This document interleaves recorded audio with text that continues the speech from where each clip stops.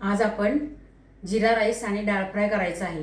त्यासाठी लागणार जे दिल्ली राईस जो आणलेला आहे तो एकदम छान आणि मस्त आहे बरं का। त्याचा एक प्रकारचा वास येतोय, कसा येतोय तो छान पण चांगला येतोय वास। आता हे मी 1 वाटी तांदूळ घेतलेले आहे आणि त्याच्यासाठी मी ह्याला मटार टाकणार आहे। आपला हा नवीन जिराच फक्त टाकलेला असतो, पण ह्याच्यात मी ह्याला मटार टाकून करणार आहे। जरा वेगळी स्टाईल करू आपण।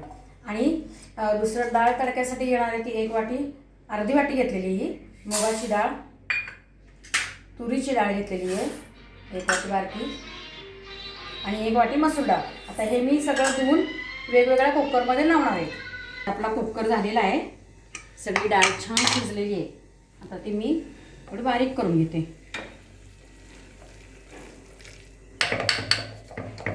डाळ चांगली बारीक करून झालेली आहे, थोडीशी अर्धवट जाडसर अशी ठेवायची।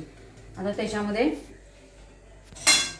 थोडंसं अर्ध भांड किंवा 1 भांड पाणी घालायचं आहे आणि इकडे गरम करत ठेवायची ती। तोपर्यंत आपण इकडे तडक्याची सुरुवात करूया।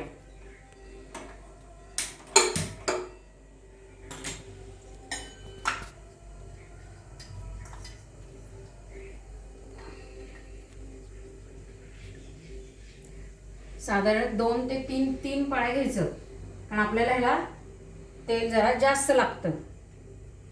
ह्याच्यात बटर जरी टाकलं तुम्ही तरी चालतं बरं का थोडंसं।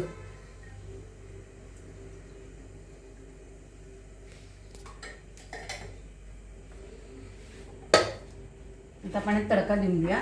तोपर्यंत ह्याला बारीकशी उकळी यायला लागते आणि मी ह्याच्यामध्ये थोडंसं मीठ घालून घेते। चवीपुरतं मीठ घालायचं आहे त्याच्यामध्ये। थोडंसं तांबडं तिखट घालून घ्यायचं आणि आपण जो तयार केलेला आहे गोडा मसाला, त्याचा व्हिडिओ मी पाठवलेला आहे। घरीच माझे मसाले असतात आणि तो थोडासा मसाला घालून घ्यायचा आहे।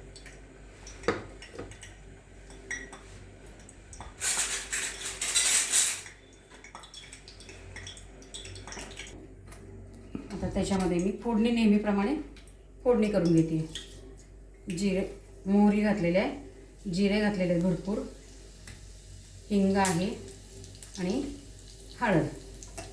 आता त्याच्यामध्ये भरपूर असा चिरलेला लसूण घालून घ्यायचा।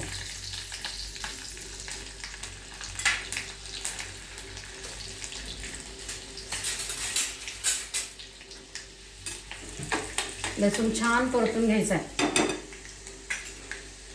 मग त्याच्यामध्ये कढीपत्ता घालायचा आहे,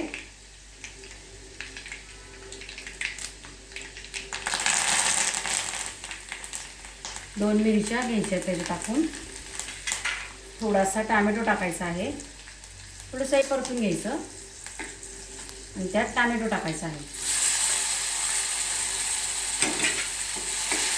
आणि टोमॅटो नंतर मग कांदा घालायचा आहे, कारण आपल्याला कांदा काय अगदी कुरकुरीत करायचा नाहीये, त्यामुळे उभा चिरलेला कांदा ह्याच्यात घालून घ्यायचा।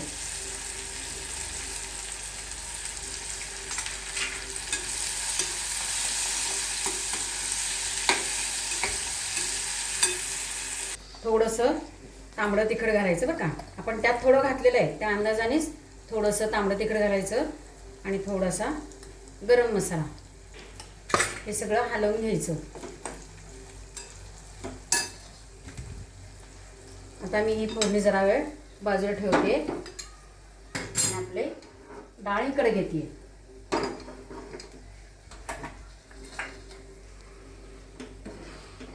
आता काय करायचं, त्याच्यामध्ये थोडी फोडणी जी आहे ती ह्याच्यात ओतून घ्यायची।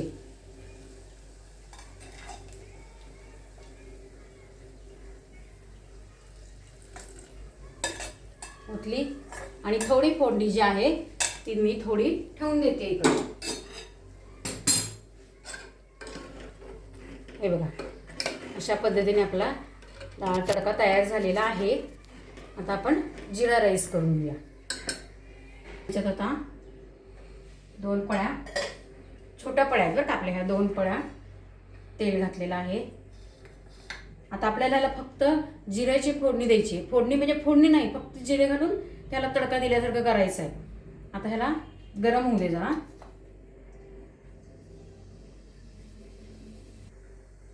आता मी ह्याच्यात भरपूर जिरे टाकायचे, जरा पण तडतडून द्यायचे बरं का, जरा फुलून द्यायचे छानपैकी असे. आणि थोडंसं मी त्याच्यामध्ये हिंग घालणार आहे, कारण त्याचा फ्लेवर जरा छान येतो हिंगाचा. आणि हा आपला भात जो गार झालेला आहे, शिजवलेला तांदूळ, तो गॅस कमी करायचा आणि मग त्याच्यात ओतून घ्यायचा आहे.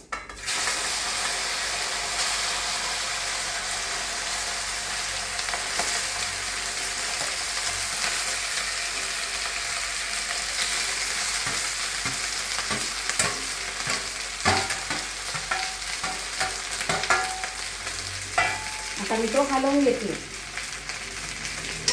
मी काय केलं होतं, भात शिजवताना त्याच्यामध्ये मीठ घातलं होतं. छान झालेला आहे.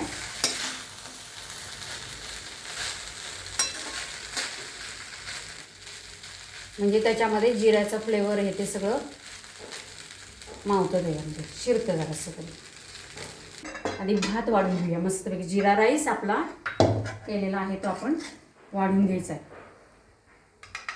छान सुट्टा सुट्टा झालेला आहे बघा.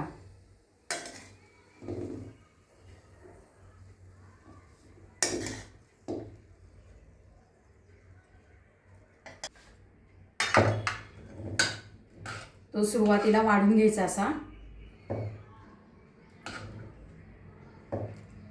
मस्त वास येतोय मसाल्याचा. गरम मसाला टाकलेला ना आपण त्याच्यात, त्यामुळे त्याचा वास छान येतोय. आणि त्याच्यावरनं ही फोडणी परत टाकायची आहे आपल्याला.